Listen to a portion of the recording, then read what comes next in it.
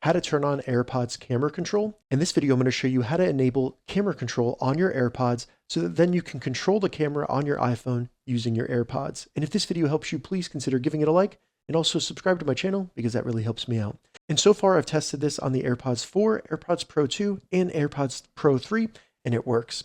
So to get started, take your AirPods, put them in your ears, or just open the case and hold it near your iPhone. From there, open the settings on your iPhone, and above airplane mode, you should see your AirPods show up. Select that. And now all we need to do is scroll down and you'll see camera control. Go ahead and select camera control. Once in here, just configure the control that you want. So if you press once on your AirPods, it'll take a picture, or press and hold, it'll take a picture. So once you've configured this, you can close it and then open the camera. And now when I press the button on my AirPods, it's going to start counting down and it'll take a picture with the camera on my iPhone. If this video helped you, give it a thumbs up and please consider subscribing to my channel.